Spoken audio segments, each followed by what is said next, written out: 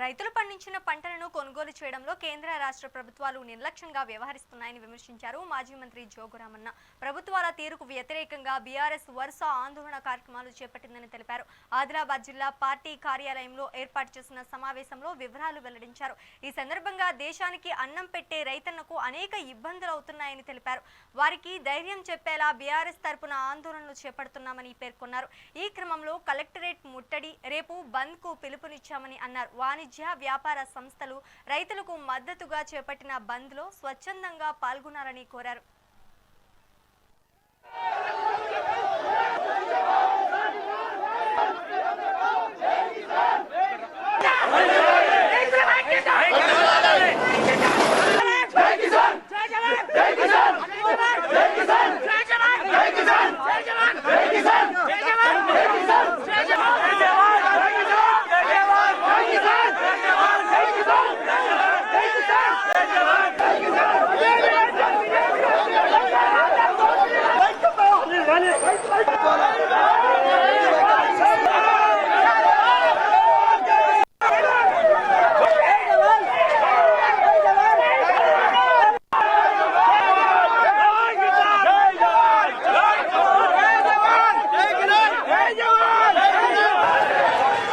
రైతుల పక్షాన కూర్చుంటాం,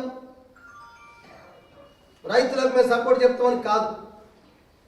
నిజంగా మీకు చిత్తశుద్ధి ఉంటే మీ పార్టీకి రాజీనామాలు చేయండి, రాజీనామాలతో హెచ్చరిక చేయండి. 37 ప్రాంతంలో చంద్రబాబు నాయుడు గారు అప్పుడు ఆదిలాబాద్ జిల్లాలో ఉన్నటువంటి 52 మండలాలుంటే 2 జైనత్ పేర్ల తప్ప అన్ని మండలాలు కరువు ప్రధానంగా ప్రకటించారు.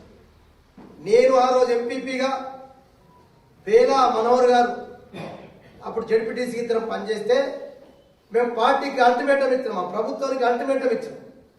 ఒకవేళ ఈ 2 మండలాలు కరువు ప్రాంతం ప్రకటించకపోతే మా ఎంపీపీ జడ్పీటీసీకి రాజీనామా చేస్తాం, తెలుగుదేశం పార్టీకి రాజీనామా చేస్తాం.